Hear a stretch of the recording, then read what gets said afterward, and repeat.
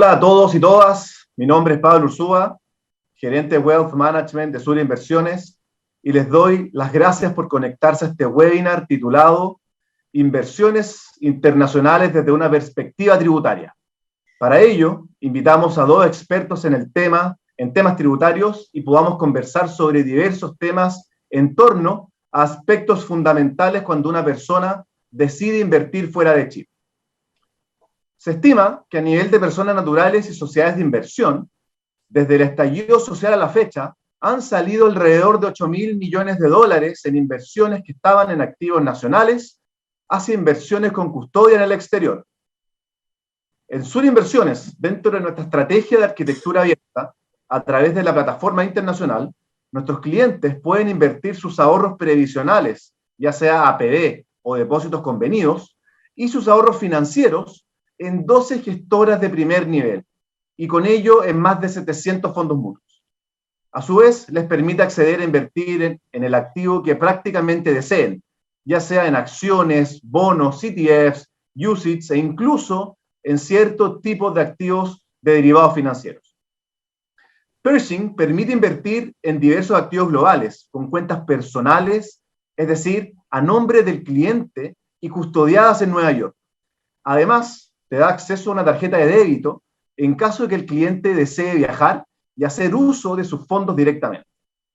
Como parte de la oferta de valor desde Sur Inversiones, nuestros clientes tienen carteras y fondos recomendados para que puedan complementar parte de su asset allocation estratégico y táctico.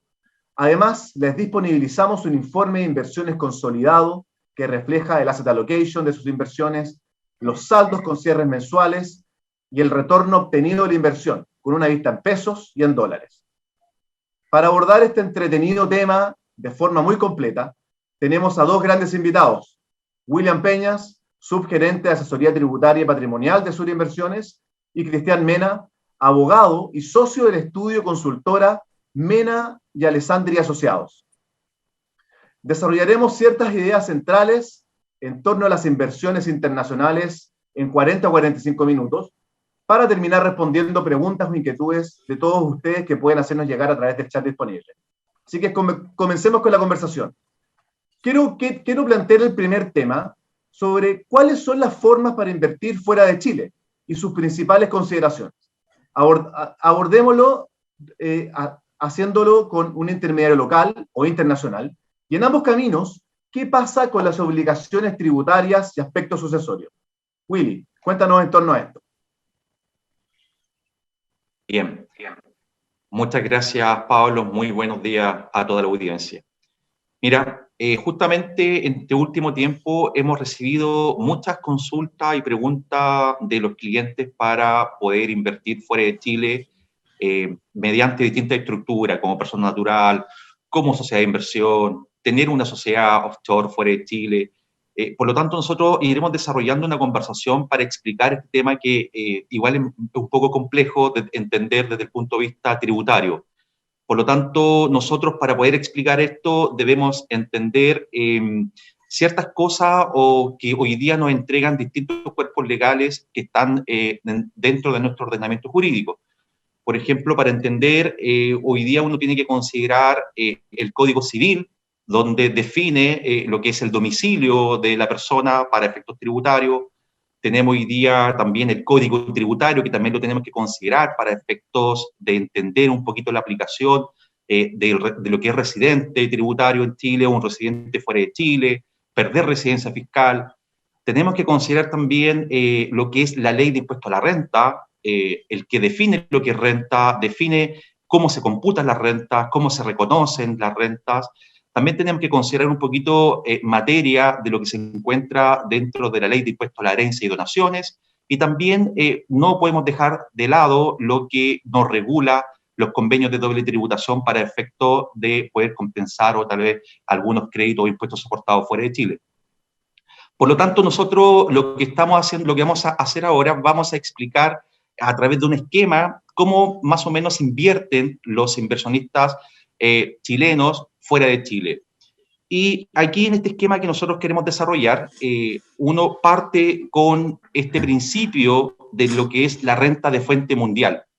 ¿ya? La renta de fuente mundial es un principio que uno lo puede obtener y nace del artículo 3 de la Ley de la Renta, donde nos define las personas que tienen residencia fiscal en Chile, que están afecto a impuestos por todas las rentas que generen en Chile o por las rentas que generen fuera de Chile.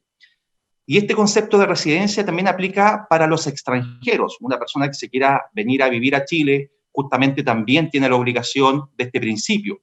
Pero este mismo artículo número 3, para esas personas que son extranjeros, les da una excepción, donde les dice, mira, los 3 primeros años tú no vas a pagar impuestos en Chile por las rentas que generes fuera de Chile.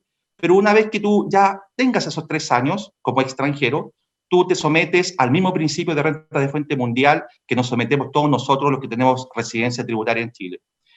Por lo tanto, uno tiene que separar el origen de las rentas, ¿ya? ¿Dónde se originan las rentas? Si las rentas se originan en Chile o las rentas se están originando fuera de Chile. Por lo tanto, aquí uno hace una división.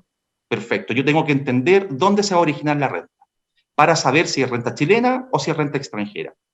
Por otra parte, tenemos a los inversionistas, personas naturales o sociedades de inversión que tienen residencia fiscal en Chile y quieren invertir fuera de Chile.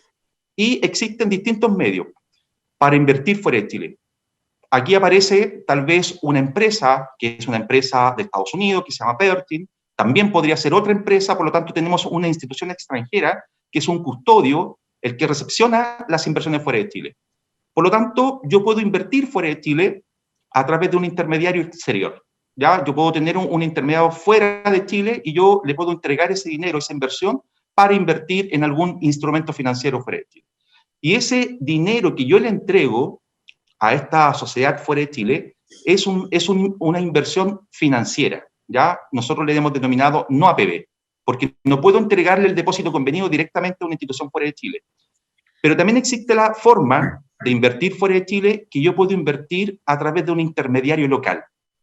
Y aquí aparece nuestra corredora de bolsa Sura como intermediario local, que uno puede hacerse cliente de nuestra corredora e invertir tanto el dinero previsional, el depósito convenido, la cuenta voluntaria, y también el dinero financiero. Por lo tanto, esos dos tipos de inversiones, previsionales y no previsionales, que son financieras, nosotros como Sura captamos ese dinero y nosotros se lo enviamos a esta empresa, que es una empresa de Estados Unidos, Pertin, y ellos nos reciben este dinero y esta empresa les crea una cuenta a nombre del inversionista.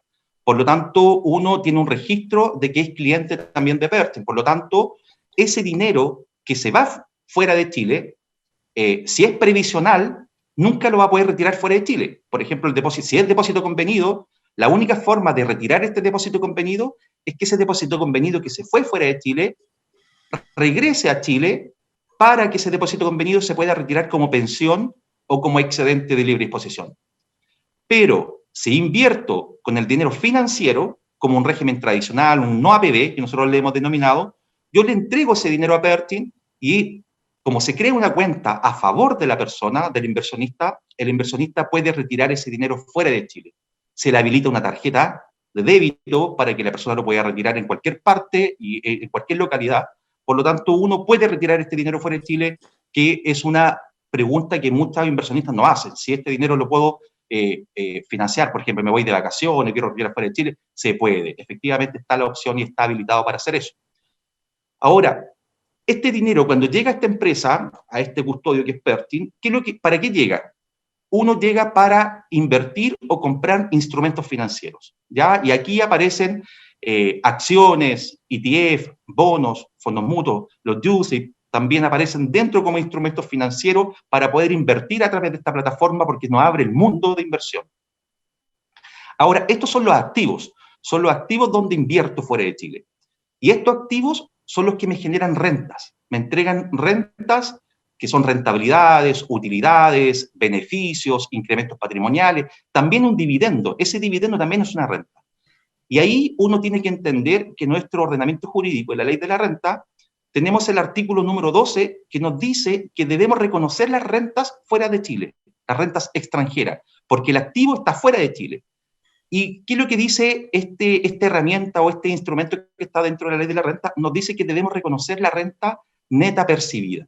¿Qué quiere decir eso? Que si yo recibo un dividendo de 1.000 pesos, esos 1.000 pesos que recibí ese año, yo los debo reconocer tributariamente en Chile ese mismo año, pero para efectos tributarios.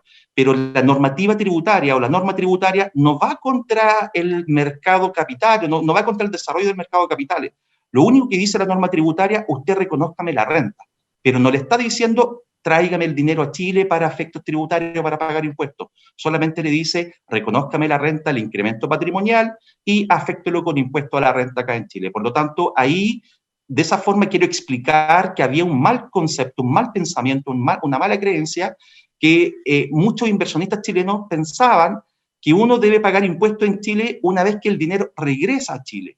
Y ahí cuando uno puede dar de ejemplo, cuando la reforma tributaria, la ley 20.780, en el año 2015, creó una opción para que muchos inversionistas chilenos que tenían dinero fuera de Chile y que estaban pendientes de tributación, pudieran pagar esas rentas a un 8% de impuesto. Fíjense que en ese tiempo, cuando se creó esa amnistía tributaria que se llamó coloquialmente como el Super 8, el Ministerio de Hacienda y el Servicio de Impuesto Interno estimaron que iban a recaudar unos 130 millones de dólares, porque no conocían todas las inversiones que estaban fuera de Chile. Pero terminaron recaudando, una vez que terminaron y cerraron el proceso, la última información que hay es que terminaron recaudando 1.500 millones de dólares como materia de ingresos fiscales. Por lo tanto, de alguna forma eso demuestra que había un pensamiento que justamente muchas personas no tributaban por esta generación de riqueza o incrementos patrimoniales que estaban fuera de Chile. Por lo tanto, ¿cuál es la enseñanza que hay acá o el mensaje? Es que justamente uno como contribuyente que tiene residencia fiscal en Chile, persona natural o persona jurídica, sociedad de inversión, debemos reconocer las rentas generadas fuera de Chile. Ahora, es importante también señalar que los instrumentos que están fuera de Chile tienen distintos domicilios. ¿Ya? El activo, la acción, el ETF pueden tener distintos domicilios donde está radicado ese activo. En lo más general, nos encontramos que estos activos tienen residencia o domicilio en Luxemburgo o en Irlanda o en Estados Unidos. Y esto es muy importante aclararlo porque aquí hay una simetría, una diferencia, porque, por ejemplo, si yo invierto en un activo que es Estados Unidos y me reparto un dividendo, ese dividendo se va a someter a una retención de impuestos en Estados Unidos. Por lo tanto, si yo eran 1.000 pesos de dividendo y me retienen 300 pesos de dividendo, mi renta neta, la que yo percibí, fueron 700 pesos. Por lo tanto, esos 700 pesos se llama renta líquida percibida. Solamente acá en Chile deberían tributar esos 700 pesos, como regla general. Eso no pasa, por ejemplo, si el instrumento tiene residencia en Luxemburgo o en Irlanda. No hay retención de impuestos en materia de dividendo. Además que nosotros, nuestros instrumentos con los cuales asesoramos a nuestros clientes son la mayoría fondos mutuos. Fondos mutuos, y estos fondos mutuos tienen residencia en Luxemburgo e Irlanda. Y además son fondos mutuos con series de acumulación que hemos denominado nosotros. Por lo tanto, cuando reparten un dividendo, no va a la transacción, sino lo que hacen es aumentar el valor cuota. Por lo tanto, lo que ocurre acá es que va uno obteniendo ganancias de capital más que dividendos. Y también uno tiene que entender, hay una simetría, una diferencia en materia de sucesión, de impuestos a la herencia, si es que el activo está radicado en Estados Unidos o el activo está radicado en Luxemburgo o en Irlanda. Lo otro importante aclarar es que cuando muchos inversionistas nos preguntan, perfecto, pero ¿cuándo se genera la renta? La renta se genera, o el mayor valor o la ganancia de capital, se genera, por ejemplo, cuando yo vendo un fondo mutuo, porque recibí una asesoría, perfecto, tengo que salir de este activo y tengo que entrar a otro activo por una asesoría, porque tal vez el segundo activo tiene mejor vista, mejor rendimiento, mejor retorno futuro. Lo que estoy haciendo yo, estoy vendiendo un activo. Al vender ese activo, ahí estoy produciendo el hecho grabado. Y ese hecho grabado me genera un retorno, puede ser tanto negativo o positivo. Si es positivo, en ese momento, en ese año, yo voy a tener que reconocer ese mayor valor o ganancia de capital que generé por este cambio de fondo o esta reinversión. Porque entre instrumentos extranjeros, No existe esta postergación de impuestos que hoy día tenemos en Chile a través de los fondos mutuos que están acogidos al artículo 108 de la Ley de la Renta. Por lo tanto, lo que yo hago cuando yo vendo un instrumento, un activo, yo tengo que saber que al año siguiente posiblemente voy a quedar afecto al impuesto de acuerdo a la tasa marginal que yo tenga en mi global complementario. Y también los dividendos que yo reciba, claramente ese dividendo es un incremento patrimonial y yo tengo que reconocerlo en el próximo año para afectarlo con impuestos. Pero esto no se acaba acá, porque esto es como un flujo del proceso, pero también después nacen distintos cumplimientos tributarios. Por ejemplo, todos los intermediarios locales que reciben dinero para invertir fuera de Chile, por obligación, como somos conocedores de la renta, debemos informar al Servicio de Impuestos Internos la declaración jurada 1932. Y esta información, esta declaración, se informa en marzo de cada año. Pero lo más cómico es que esta declaración solamente es una información para el Servicio de Impuestos Internos, pero no tiene certificado tributario para entregarle al inversionista. Por lo tanto, nosotros en Sura lo que hemos hecho como algo especial y único diferenciador, nosotros en el mes de marzo le informamos, le entregamos una especie de certificado tributario para los inversionistas. ¿Con objeto de qué? De que esta información que está en el certificado tributario y además está en el sitio privado del Servicio de Impuestos Internos, les sirva de base para que esa información la puedan agregar en abril de cada año en su declaración de renta. ¿Ya? ¿Por qué? Porque hoy día el Servicio de Impuestos Internos no es capaz de esa renta que uno obtuvo fuera de Chile, proponerla en el formulario 22 o en la declaración de renta. Por lo tanto, ahí hay una acción administrativa por parte del inversionista o por el contador del inversionista para agregar esa renta en la base tributable del impuesto global complementario. Por lo tanto, ahí nosotros lo ayudamos con el certificado tributario y también lo ayudamos a cómo tiene que incorporar esa renta en su formulario 22. Pero aquí no se acaba todo, porque también hay otra obligación tributaria que tienen todos los inversionistas que invierten fuera de Chile, sea como persona natural o sea como persona jurídica. Y ahí la normativa tributaria les dice ahora a los inversionistas, les dice, miren, ustedes tienen que informarme a mi Servicio de Impuesto Interno la declaración jurada 1929. Todos los años en el mes de junio o julio, a veces va a depender, pero la mayoría de las veces es en junio. Pero esa es una obligación directamente al inversionista.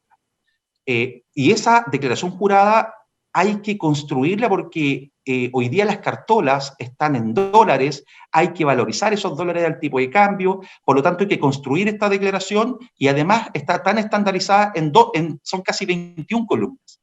Por lo tanto, como sabemos que nosotros es complejo invertir y además tener cumplimientos tributarios, nosotros como Sura, como corredora de bolsa Sura, somos la única institución en Chile hoy día que está preparando un borrador de la declaración 1929 con objeto de que los inversionistas puedan dar este cumplimiento tributario al Servicio de Impuestos Internos a nivel detallado, porque ahí se incorporan todos los activos que generaron rentas.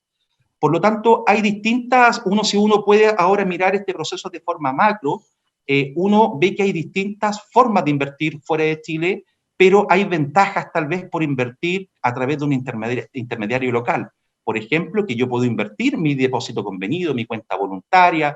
En el caso, por ejemplo, de que ocurra el fin de la vida, el fallecimiento del titular, es mucho más fácil gestionar la posesión efectiva o la herencia fuera de Chile, porque el inversionista se tiene que ir a conversar con el intermediario local y no tengo ahora que tener un representante o ir a conversar fuera de Chile con alguien para poder tramitar todo lo que es la posesión efectiva o la herencia. Además, invertir a través de un intermediario local también permite cumplir más fácil a través de Sura estas obligaciones tributarias que yo tengo por invertir fuera de Chile. Por lo tanto, esta es una explicación a través de un esquema para poder simplificar todo lo que hay detrás de esto del tema tributario por las inversiones fuera de Chile. Por lo tanto, es importante, después de este esquema, revisar qué formas o estructuras jurídicas existen para invertir fuera de Chile. Por lo tanto, acá yo le voy a dar el pase a Cristian Mena con objeto que pueda explicar y desarrollar un poquito más estos procesos o obligaciones tributarias. William, Pablo, gracias por la presentación. William, clarísimo, sumamente amplio. Un poco, como vimos, así como un mini resumen, vimos que podemos invertir afuera con toda la libertad del mundo, ¿correcto? Si lo hacemos por a través de intermediarios locales, broker dealers, lo bueno es que tenemos la orientación de la guía, lo que estamos viendo ahora, en el fondo, lo decía. Y otras, como un poco de lo que estáis diciendo, William, me quedó también claro. Nosotros tributamos sobre la renta de fuente mundial. Eso quiere decir que cuando se trata de renta de fuente extranjera, son rentas líquidas percibidas y básicamente, como tú lo dijiste, son dividendos, ganancia de capital y cortes de cupón cuando se trata de interés. Ahí eso es lo que entra en tu tributación personal o societaria, etc. Ahora, una vez que definimos, en el fondo tenemos claro que tenemos libertad, lo podemos hacer a través de intermediarios locales y extranjeros, etc. Tenemos que ver quién invierte. Y ahí viene esta lámina, que es decir, bueno, invierto como persona natural, invierto como sociedad extranjera o invierto como sociedad chilena. Y ahí hay un paralelo, hay un montón de puntos, porque hay diferencias. O sea, yo un poco, aquí la invitación es más que entrar a ver técnicamente cada una de ellas, que están ahí enunciadas, es ver en definitiva, eso es un ejercicio que nosotros recomendamos hacer. Una persona natural va a decir, oye, yo invierto afuera y tengo instrumentos de esta naturaleza, puedo compensar rentas y pérdidas. Se puede, pero hay ciertas limitaciones.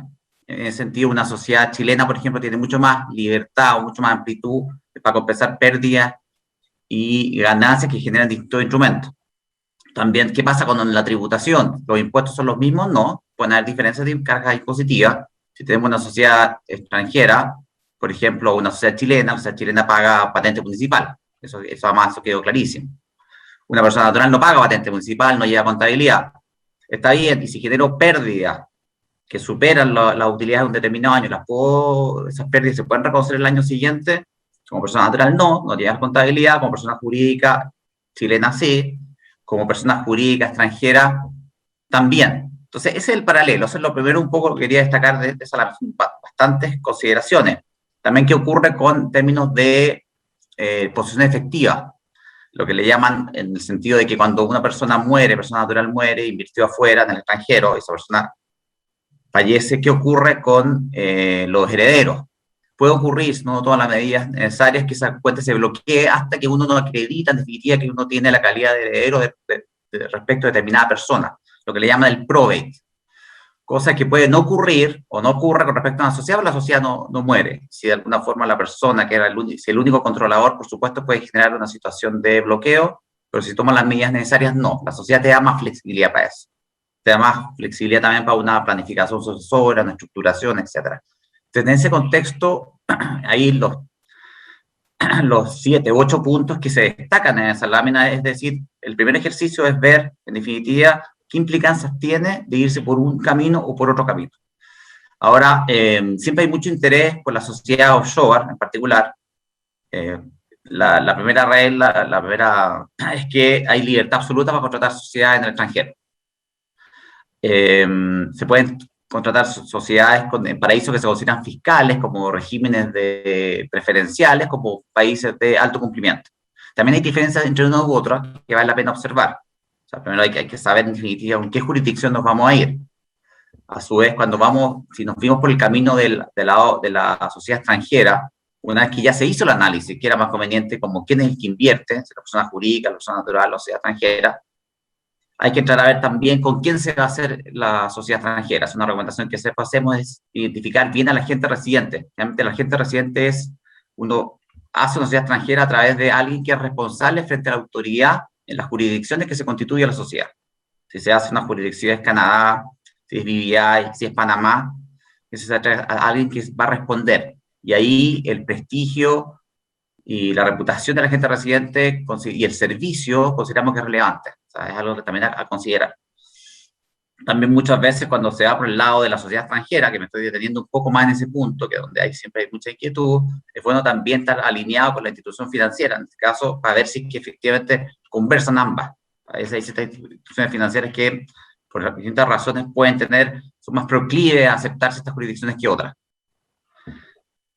Y básicamente también en ambos casos hay que tener presente las normas de cumplimiento. Aquí lo importante es tener claro que aquí los contribuyentes son dos, o es la persona natural o la sociedad chilena. Las sociedades extranjeras nunca son contribuyentes. Aquí el contribuyente es la persona dueña o controladora de la sociedad extranjera. Ahora, cuando uno tiene una sociedad extranjera y no controla, se aplica la regla que se ha aplicado siempre, que es el artículo 12 que mencionó William. Es decir, yo tengo una sociedad en el extranjero y esa sociedad extranjera tiene rentas pasivas o instrumentos financieros, que es un poco lo que estamos hablando ahora. En ese caso, regla general, solamente se tributa la persona dueña de esa sociedad extranjera, que es una persona natural o jurídica, y solamente tributa cuando percibe esa renta. Normalmente cuando hace un retiro de la sociedad extranjera.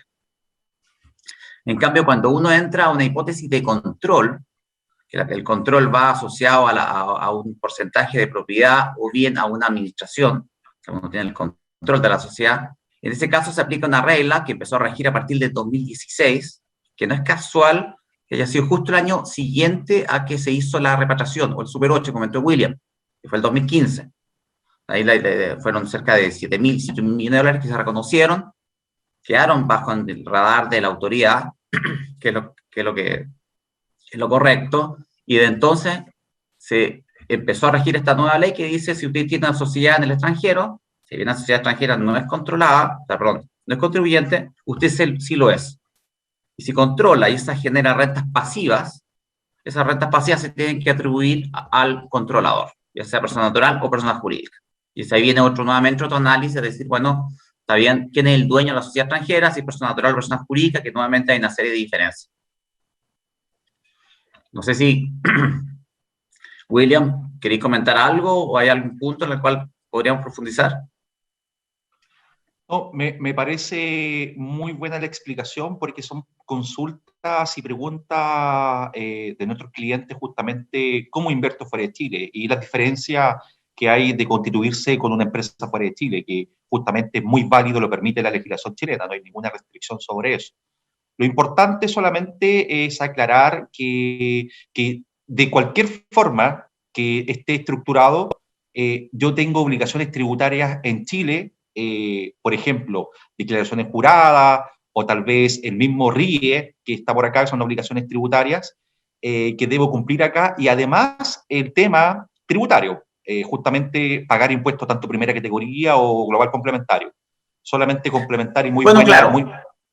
Claro, sí, un poco lo que hablamos, sí, siempre, en definitiva, se tributa sobre rentas fuentes globales, que tiene claridad en eso. Un poco la invitación acá es hacer ese paralelo antes de embarcarse en una sociedad extranjera, porque estamos claros que podemos invertir afuera. Estamos claros que podemos tener orientación si se hace a través de un intermediario local. Estamos claros que podemos incluso invertir fondos previsionales si lo hacemos a través de un intermediario local. Pero en todos los casos hay obligaciones sustantivas, que es el pago de impuestos, y hay obligaciones accesorias, que son en el fondo el cumplimiento de registro y formación, que eso han ido aumentando. O sea, ya vamos como en cerca de más de 60 declaraciones juradas. Este año se agregaron a 6 o 7. Declaraciones juradas son obligaciones de reporte, finalmente. No son obligaciones de pagos de impuestos.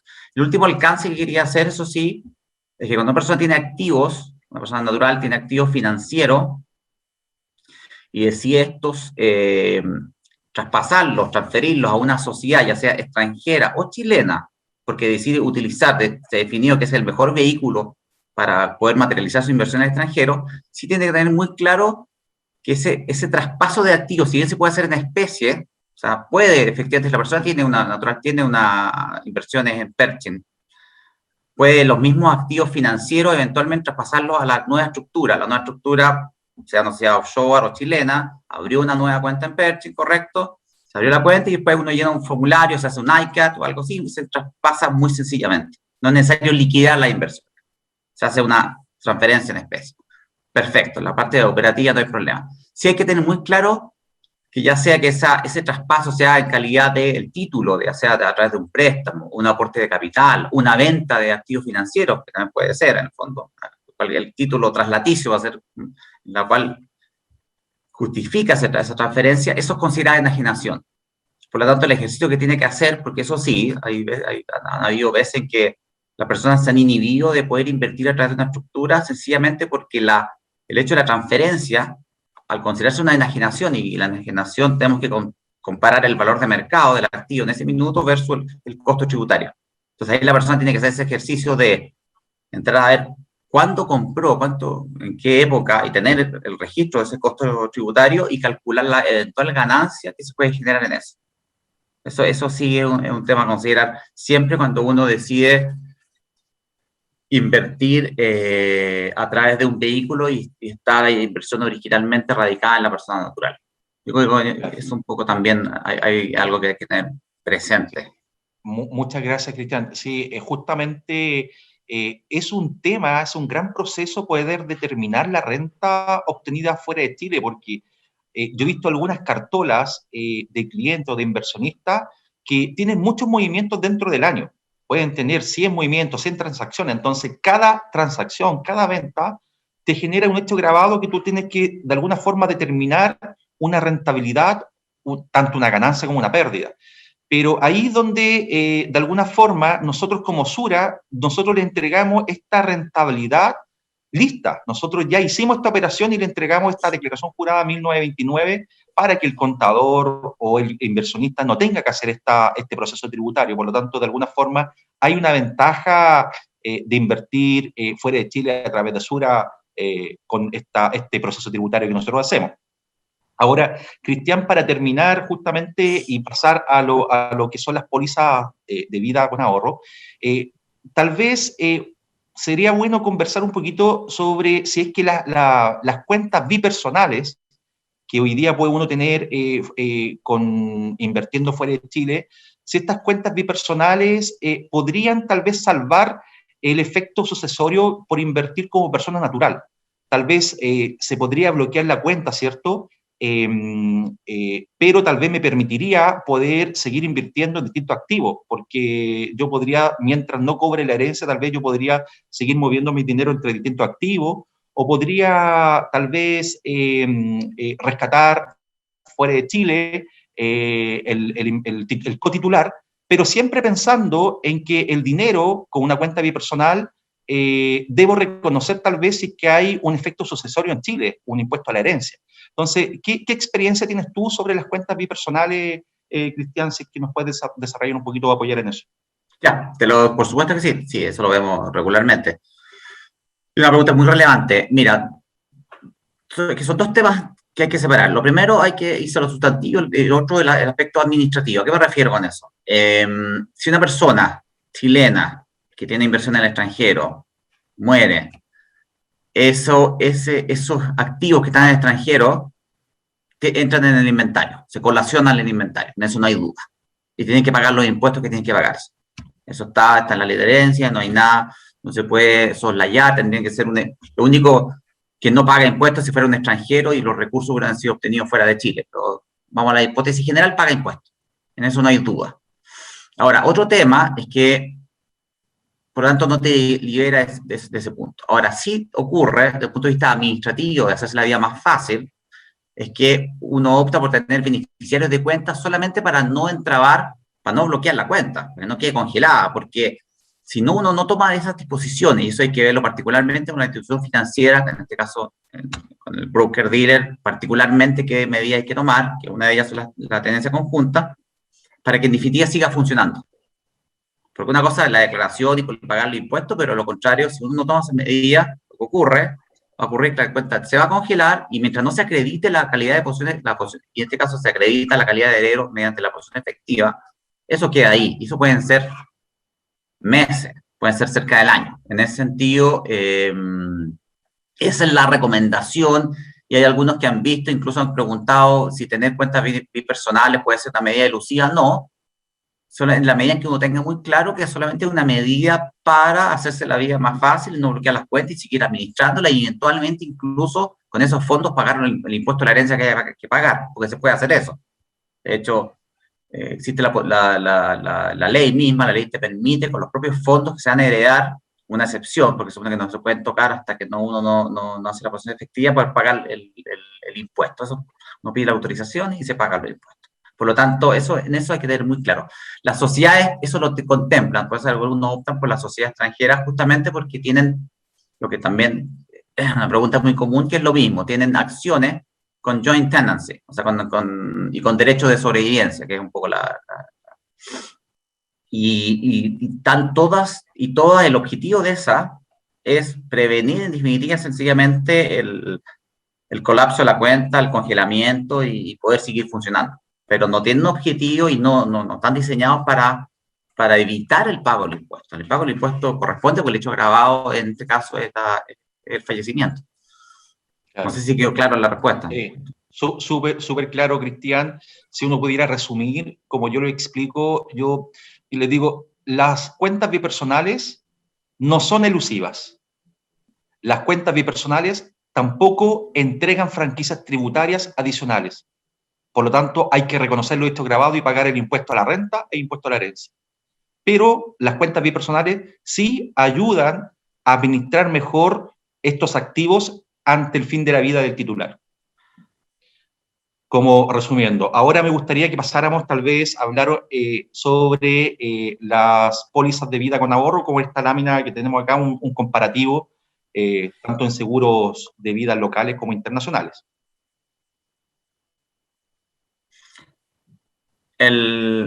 Perfecto.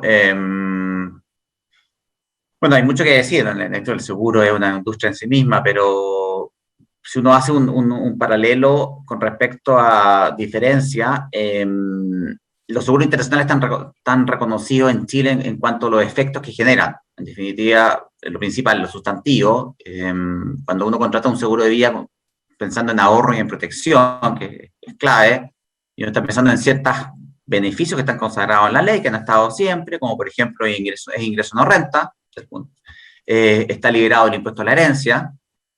De hecho, es tanto así que uno podría hasta rechazar o repudiar una herencia y aceptar un seguro. O sea, así la ley separa. Cuando uno tiene una herencia, que es importante, la gente no es muy claro, eso. Uno puede, una herencia, cuando uno la recibe, o la acepta o la repudia, que se llama, y es indivisible. Uno puede elegir qué cosas sí, qué cosas no.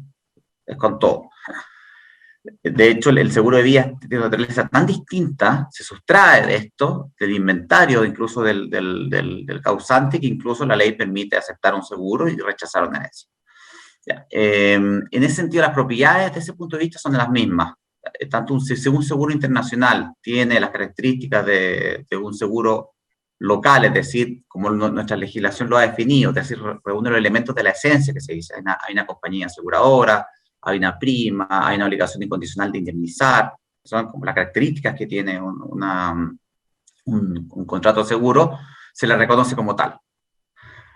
En ese sentido son equiparables. En cuanto a diferencia, uno y otro, muy brevemente, hay libertad de contratación. Una persona natural chileno, un residente chileno o una persona jurídica podría contratar un seguro en el extranjero, pero existe prohibición absoluta de hacer oferta pública y privada de los seguros. O sea, una compañía internacional extranjera no puede hacer ningún tipo de oferta, promoción, difusión, etcétera, de seguros extranjeros. Está prohibido por ley. Pero eso es una penalización para la compañía misma. Uno puede contratar libremente. Sí hay que tener en consideración que cuando uno contrata un seguro internacional, el pago de la prima está sujeto a un impuesto de retención, que es un impuesto adicional. La regla general es el 22%, y en cambio, bueno, la contratación de un seguro local no tiene ningún impuesto extra, seguro día, ni siquiera tiene impuesto de valor agregado, no tiene nada. Y perdón. Cristian, qué importante ese punto que comentaste del pago adicional de 22%, porque cuando una persona está evaluando tomar un seguro con ahorro internacional y está dispuesto a invertir un monto importante, hablemos $200,000, $300,000, $500,000, $1 millón, esta persona va a tener que pagar un 22% sobre dicho monto completo. Sí, lo paga sobre el pago de la prima, sí. La ley habla de que es sin deducción alguna, por lo menos, o sea, no hay ítems porque es todo prima, en definitiva. Claro. Porque además tienen que ser asimilables como dije, por ejemplo, las compañías chilenas son de giro único, y lo único que pueden recibir son primas en este concepto. Aquí es un poco lo mismo. Sí, la base imponible que tú preguntas, en definitiva, el hecho grabado es el pago de la prima. La base imponible del impuesto es el monto de la De la prima, correcto. Es importante también, eso sí, cuando se trata de seguros locales e internacionales, en ambos casos, tener un protocolo, en definitiva, porque, poco para que no hayan, que un protocolo en el sentido de ver también, tener una visión sinóptica, porque, por ejemplo, ¿a qué me refiero yo con eso? Si la persona va, ya que tiene tanta propiedad y beneficios y siguen manteniéndose, y no queremos caer en cuestionamiento, si la persona tiene todo su patrimonio líquido, probablemente no sería aconsejable que lo metieran en un seguro. ¿Vale? Por ejemplo, hay que entrar, hay que hacer alguna forma, antes de eso, tener claridad, ciertas reglas, ciertos criterios al momento de la contratación de un seguro día en general, un poco lo que estamos viendo. Salvo eso... Oye, bueno, estamos, el tiempo avanza y tenemos hartas preguntas, así que bueno, eso. podríamos pasar al último tema, que también es bien entretenido. Es de carácter local principalmente, pero creemos importante aprovechar esta instancia dado el contexto tributario. Pero para cerrar el tema de los seguros, me interesa contarles las características de los seguros de vida con ahorro que Sura tiene estructurado para los clientes, dado que son seguros con un componente de inversión muy importante.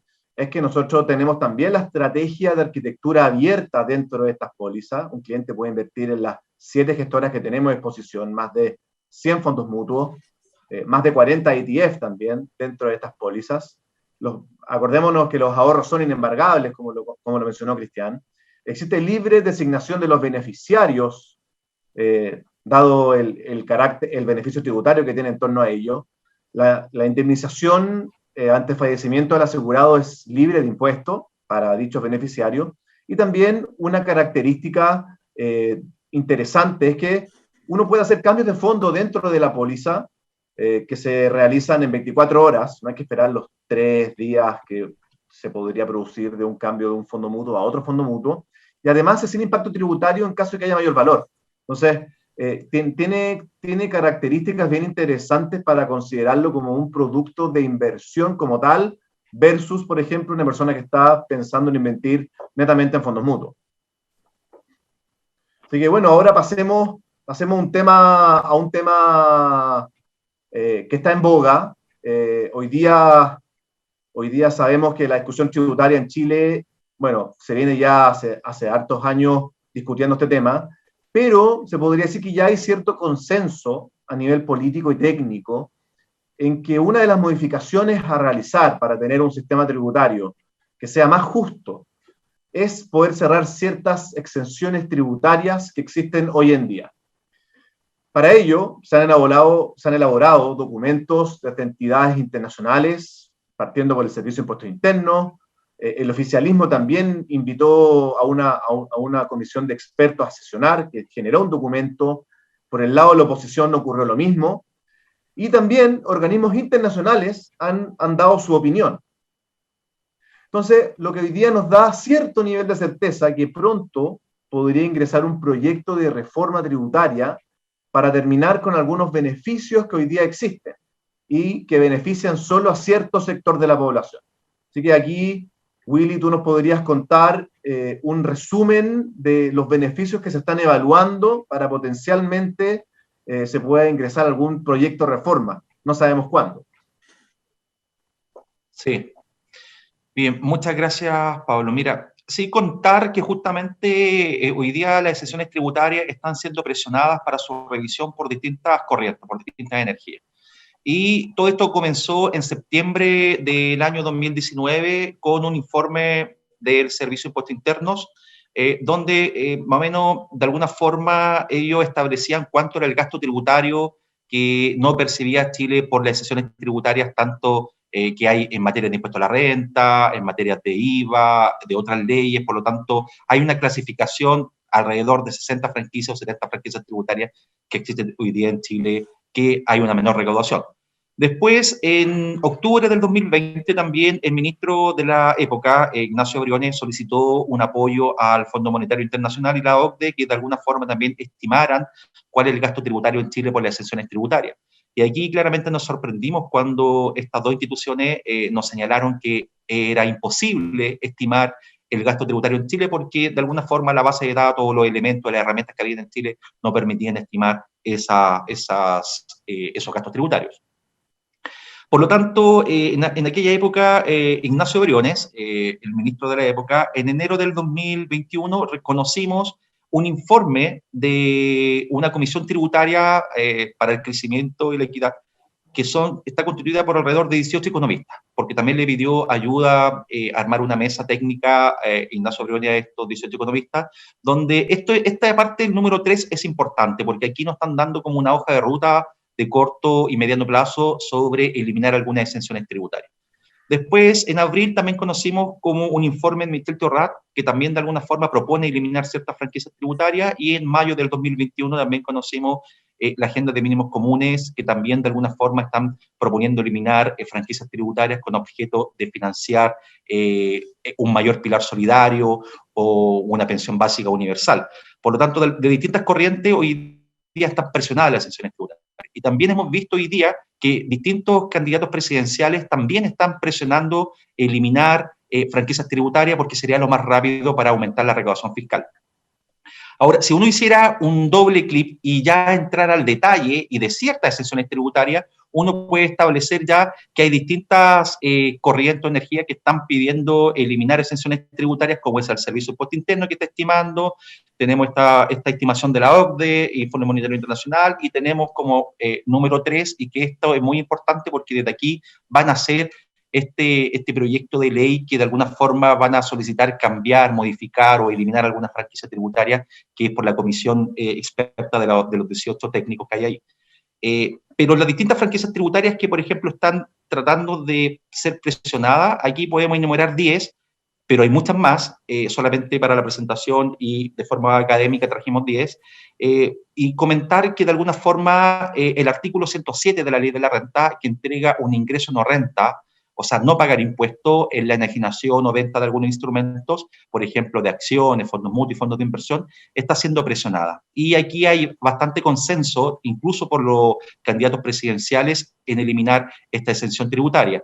Y claramente aquí la comisión de expertos no hay tanta unanimidad como en qué va a terminar o quién va a converger esta franquicia tributaria, porque algunos dicen que hay que mantener la franquicia tributaria, otros dicen que hay que eliminarla de raíz, otros dicen que hay que modificar esta franquicia tributaria con objeto pueda pagar un impuesto entre un rango de un 5 a un 15%. Por lo tanto, va a ser interesante conocer este reporte, este informe que pueda salir prontamente. Otra franquicia tributaria, justamente que tiene relación con los fondos de inversión privados y públicos, porque estos no son contribuyentes de primera categoría, son patrimonios de afectación donde no pagan esta primera categoría y de alguna forma lo que están proponiendo es que estos fondos paguen primera categoría. También hay otra exención que tiene relación con la enajenación de bienes raíces, también con la DUTA libre de impuestos que se creó justamente, se amplió para los fondos mutuos con la reforma tributaria del año 2015, que está siendo cuestionada. También está siendo revisada las franquicias tributarias del mundo previsional, tanto de las cuentas voluntarias, el depósito convenido, los retiros APB, ¿cierto? Y el que está siendo más presionado es el excedente de libre disposición, donde los 16 economistas proponen eliminar esta franquicia tributaria. Ahora, aquí creo que si uno hace un doble clic al excedente de libre disposición, este informe lo estimó que era un ingreso no renta, que no pagaba impuesto al excedente de libre disposición.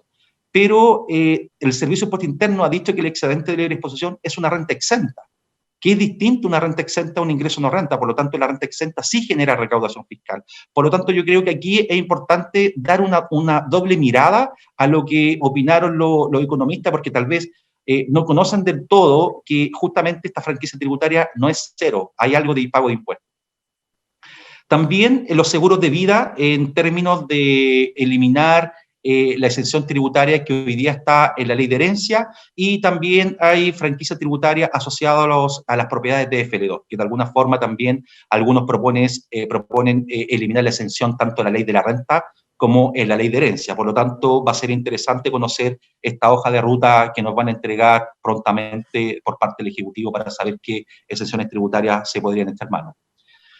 Eso como para terminar con exenciones tributarias, y comentarles para ir cerrando y para dar la ronda de las consultas o preguntas que pueden haber, es reforzar que nosotros en Sura tenemos un equipo tributario disponible para nuestros clientes, donde claramente los podemos apoyar tanto en su cumplimiento tributario, tanto inversiones en Chile, fuera de Chile, inversiones previsionales, financieras, Damos asesoría tributaria y previsional en la toma de decisiones, por ejemplo, cuando uno se quiere pensionar anticipadamente o quiere retirar el excedente de libre disposición con franquicias tributarias. Hacemos estudios 57 bis y también una parte en asesoría patrimonial con objeto de establecer y diseñar programas de desacumulación, estimar impuestos a la herencia, tanto intestada o testada, y diseñar tal vez algunas estrategias de sucesión que tal vez desarrollamos conjuntamente con nuestros abogados tributarios que del equipo de Cristian Mena. Por lo tanto, esto para terminar la presentación, Pablo, y abrir las preguntas y consultas que pueden haber. Gracias, William, y gracias, Cristian. Grandes exposiciones y temas tratados. Miren, nos quedan 10, 15 minutos, tenemos varias preguntas, así que la idea es que sean respuestas cortitas y concisas y posteriormente, si alguien quisiera profundizar algo, bueno, nos podemos reunir contigo, Willy, y tu equipo para abordar ello. Hay una que las tengo acá en el teléfono, así que voy a estar leyendo. ¿Cuál es el tratamiento del impuesto a la herencia para los fondos en el extranjero, especialmente en Pershing? ¿Para quién va el libre? Quien quiera. Quien se sienta ahí con ganas de responder. A ver, ok, ya. A mí me dan ganas de responder. A ver, de partida, Pershing es un custodio, es donde están alojadas las inversiones, como hablar del depósito central de valores. O sea, no es relevante para efectos de definir dónde está el impuesto. No. La obligación tributaria de la herencia, cuando uno ve todos los elementos de ella, no es relevante. Eso es lo primero que hay que aclarar. Incluso hay dictamen de impuesto interno que hablan del custodio y los cambios de custodio no generan ningún efecto tributario. Salió hace poco un dictamen al respecto de eso. O sea, Pershing, ya sea Pershing, donde sea que esté alojada la inversión, no tiene relevancia. Los fondos en el extranjero son considerados capitales mobiliarios o inversiones financieras y esa, de acuerdo a las reglas de valoración, hay que irse a una norma especial de la ley de herencia que establece normas de valoración. Y cuando se trata de ese tipo de activos, son los valores de mercado, en resumen. Hay algunos ajustes que hacer, pero en buenas cuentas el valor de mercado de los instrumentos financieros a la fecha del fallecimiento. Es importante también recalcar eso, Pablo, porque en la posición efectiva el plazo para poder, antes de que empiecen a correr intereses y multas, son 2 años. O sea, en el fondo, desde que ocurre el hecho del fallecimiento, hasta que se paga el impuesto, existe un plazo de 2 años para hacerlo. Perfecto. Y no hay penalidades entre medio. Entonces, a la fecha de fallecimiento, una fotografía de la posición financiera, y eso es. Punto. Da lo mismo que donde estén alojados los activos. Clarísimo. Complementar tal vez, Pablo, que desde el punto de vista, como lo explicó muy bien Cristian, desde el punto de vista de legislación tributaria chilena, justamente se producen estos grabados que hay que reconocerlo de acuerdo al procedimiento que entrega la ley de herencia. No obstante, ahí uno también tiene que mirar dónde tiene la inversión, cuál es el activo, dónde está domiciliado el activo. Porque, por ejemplo, si el activo está domiciliado en Estados Unidos, ahí también uno tiene que mirar la normativa de Estados Unidos, qué es lo que dice sobre materia de impuesto a la herencia. Por lo tanto, ahí lo que nosotros nos ha informado Pershing es que si el activo es americano, de Estados Unidos, y yo tengo una inversión por sobre $60,000, esa inversión se va a someter a una retención de impuestos en Estados Unidos, a través de la misma plataforma de Pershing, de la misma cartola. Por lo tanto, ahí hay un rango, claramente en Estados Unidos los impuestos que están allá llegan al 40% claramente de impuesto a la herencia. Ahora, ahí uno también tiene que armonizar con la norma local. Y ahí la norma local, la misma ley de herencia, señala que cualquier impuesto pagado fuera de Chile, como en materia de herencia, se puede reconocer como crédito en Chile.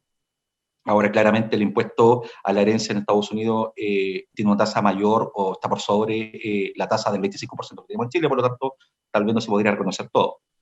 Eso es para entender, explicar y complementar lo muy bien que explicó Cristian desde la legislación local. Ahora, eso no pasa cuando el activo está domiciliado fuera de Estados Unidos. por ejemplo, nuestros fondos mutuos que están domiciliados en Irlanda o Luxemburgo. No se van a someter a esa retención de impuestos en Estados Unidos. Así es. Bueno, y es por lo mismo que las recomendaciones de inversión que nosotros generalmente estructuramos para los clientes, lo hacemos con fondos mutuos, que son vehículos internacionales domiciliados en Luxemburgo, la gran mayoría de ellos. Bueno, sigamos para ti, Willy, una pregunta en torno, bueno, hay varias preguntas sobre esto, las voy a empaquetar en una. Si puedes reforzar rápidamente cuáles son las obligaciones tributarias de una persona que invierte ahorros financieros en Pershing, o sea, en una plataforma internacional, y qué es lo que la institución financiera, en este caso Sura, informa al servicio y qué es lo que no informa al servicio. Perfecto. Mira, la obligación tributaria de un inversionista con domicilio en Chile son básicamente dos. Primero, es reconocer la renta. Si generé renta el año anterior, por ejemplo, si genero renta, por ejemplo, este año 2021, un dividendo, un mayor valor, yo tengo la obligación en abril de esa renta de colacionarla o agregarla en mi base tributable de mi global complementario, si soy persona natural. Por lo tanto, ahí tengo la primera obligación tributaria que nace en abril. Pero nosotros como corredora de bolsa, en el mes de marzo, un mes antes, informamos al Servicio de Impuesto Interno esa renta que obtuvo por todos los incrementos patrimoniales del año 2021. ¿Y por qué lo hacemos? Porque el Servicio de Impuesto Interno nos obliga a todos los intermediarios locales, que somos conocedores de rentas extranjeras, a que tenemos que informar al Servicio de Impuesto Interno. Por lo tanto, nosotros no podemos hacerlo los locos y no informar, porque estaríamos incumpliendo una obligación hacia nosotros. Por lo tanto, ahí hay dos obligaciones, tanto para el intermediario local, que somos nosotros, y hay una obligación para el inversionista. Eso ocurre entre el mes de marzo y abril. Y hay otra obligación que ocurre en el mes de junio, donde los inversionistas deben dar cumplimiento sobre la declaración jurada 1929, que justamente nació después de la repatriación de capitales del año 2015. Hay una obligación tributaria donde uno tiene que informar al Servicio de Impuesto Interno ahora el detalle del activo, porque uno en abril solamente informa la renta, un monto en la declaración de renta, pero en junio va el detalle de las rentas que generaron cada activo, y además el saldo y la inversión que uno tiene fuera de Chile. Eso es muy importante porque el año pasado el Servicio de Impuesto Interno sacó una resolución donde dijo, mira, si tú informas la declaración jurada 1929, la 1929, a ese proceso, incluso ahora va a reemplazar al registro de inversiones extranjeros. Y al reemplazarlo, tú tienes derecho ahora incluso de reconocer si es que fuera de Chile te retuvieron impuestos. ¿Ya? Por lo tanto, esas dos obligaciones tributarias son en distintos plazos y nosotros como Sura, en junio, le entregamos a todos los inversionistas que invierten con dinero no previsional, o sea, dinero financiero, le entregamos esta declaración jurada para apoyarlos en su cumplimiento tributario. Excelente. Bueno, aquí hay una pregunta que le voy a responder yo rápidamente. ¿Cuál es el monto mínimo para invertir el APB en Pershing? Bueno, el monto mínimo son $50.000 por persona. Entonces, si una persona tiene APB o depósito convenido, con $50.000 puede abrir una cuenta a través de esta plataforma. Bueno, otra pregunta, si nosotros informamos las variaciones de los montos en caso de mayor o menor valor. Bueno, Willy lo acaba de explicar. ¿Qué pasa cuando hay una pérdida? ¿Dónde se agrega en el formulario 22? ¿Se puede utilizar una pérdida en una plataforma internacional para compensarla con una ganancia en una plataforma local? ¿Cristian? Bueno, ahí le vamos a dar el pase a Cristian, porque hace poquito el Servicio de Impuesto Interno respondió un oficio justamente que hizo una pregunta Cristian y Andrés al Servicio de Impuesto Interno, por lo tanto tiene la respuesta de primera fuente. No, la respuesta corta es que no se puede. En resumen, tú querías preguntar respuestas cortas. Salió un oficio, sí, hicimos la consulta. Ellos hacían, se preguntaba efectivamente, se ha generado una situación de utilidad por un lado y pérdida por otro, por instrumentos, por derechos, acciones sociales chilenas, y hay instrumentos que eran extranjeros, si podían compensarse, y porque teníamos la duda, porque esto no es un tema tan pacífico, y la respuesta fue que zanjó la duda finalmente, que no se puede compensar. De hecho, justamente, si nos vamos a la lámina 2, cuando empezamos esta conversación, una de las diferencias que hay que establecer es cuando se trata de sociedades chilenas, o se empieza a través de sociedades chilenas o incluso sociedades extranjeras, si se podría establecer si se podrían compensar utilidades de pérdida, sí, hay reglas distintas, porque en el caso de una sociedad extranjera se aplican las normas de la renta líquida imponible, del artículo 29 del 33, no quiero entrar en detalles técnicos, pero hay diferencias. Hay diferencias en el tratamiento tributario y una de ellas podría ser justamente el hecho de, y está destacado en esa lámina, es la compensación, pero la respuesta salió en un oficio, es público, los dictámenes son públicos, por definición. Ahí aparece que muy claramente que no se puede compensar. No sé si tú quieres comentar algo más, William, porque fue una conversación. De hecho, fue una consulta que trabajamos en conjunto con William, con su equipo, de hecho, específicamente. Sí, no, solamente complementar que justamente el Servicio de Impuesto Interno en ese dictamen, en ese oficio, respondió que no se podía compensar una pérdida extranjera con una ganancia chilena, ¿ya? Porque por procedimiento no se puede. Pero sí se puede compensar una ganancia extranjera con una pérdida extranjera. Eso no hay duda. Por supuesto. Excelente. Bueno, aquí hay otra que la voy a responder rápidamente. Si cambio mi residencia fiscal desde Chile a otro país, por ejemplo España, ¿puedo retirar mi APB a una cuenta a mi nombre en España? Bueno, se podría, pero son de la vuelta larga. El APB no se puede retirar en una cuenta internacional desde Pershing, sino que se tiene que hacer desde una plataforma local. El APB se puede retirar desde la corredora plataforma local, no desde Pershing. También se puede retirar desde la AFP y retirando, pagando los impuestos respectivos, por supuesto, uno puede hacer llegar los dineros a otro país, pero no se puede hacer no se puede hacer con la libertad que te permite los ahorros financieros, es decir, no previsional.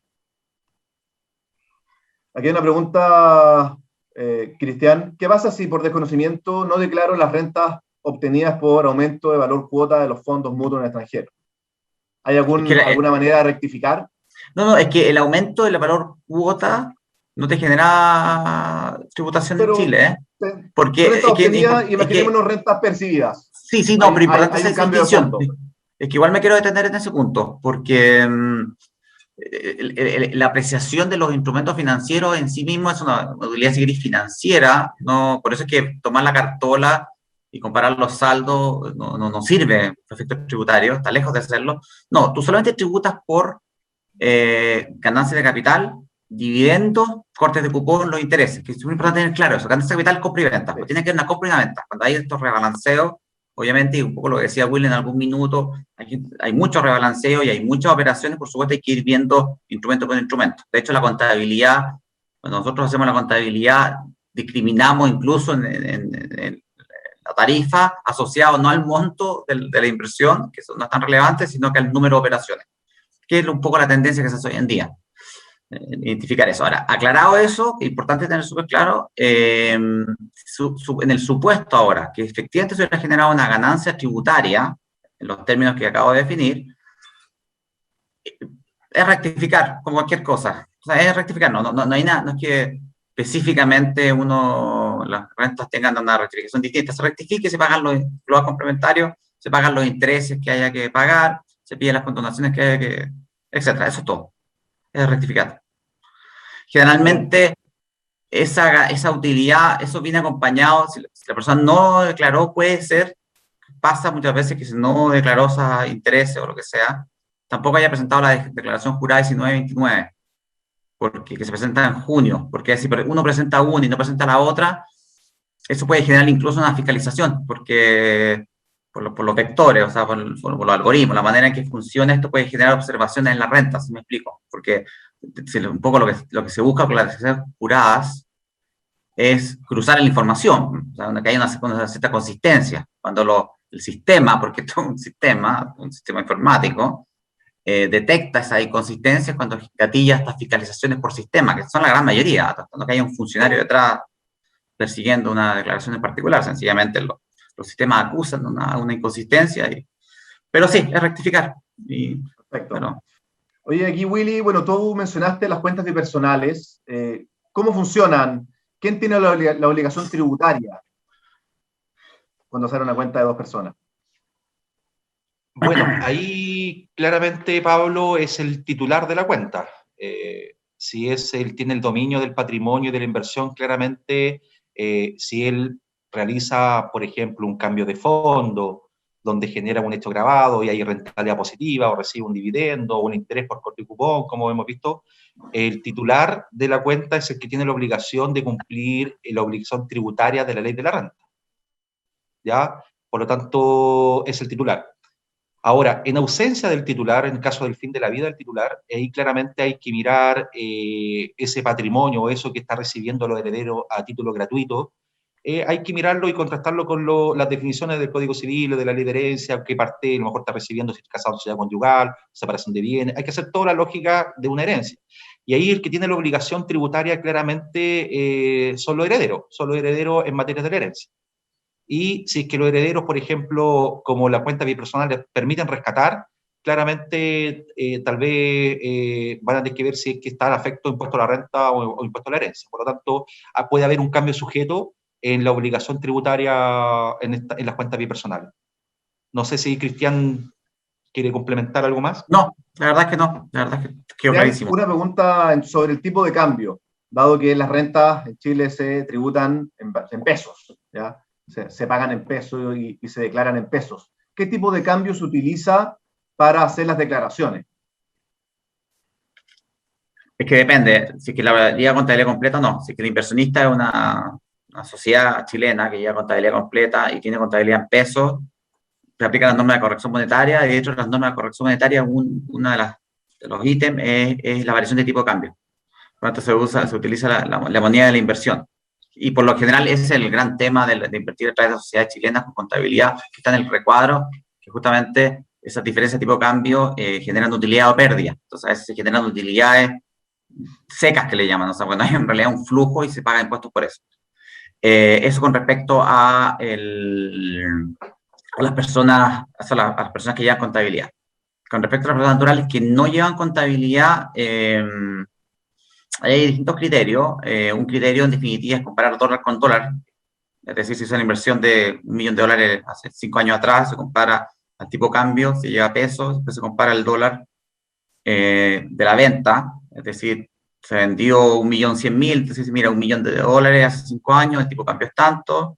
Se hizo la venta de ahora, 1.100.000, te invento. El tipo de cambio es tanto y se paga por la diferencia. O la otra, que otra posición, que es llevarlo a pesos, reajustarlo, y el costo tributario tratarlo como reajustado de la base de la compra. No quiero entrar en detalles muy técnicos, quizás no sé si fue tan claro en eso, pero en ambos casos hay incidencia en definitiva, del tipo de cambio, por supuesto, porque la inversión está en ese, con la diferencia que la persona con contabilidad está clarísimo.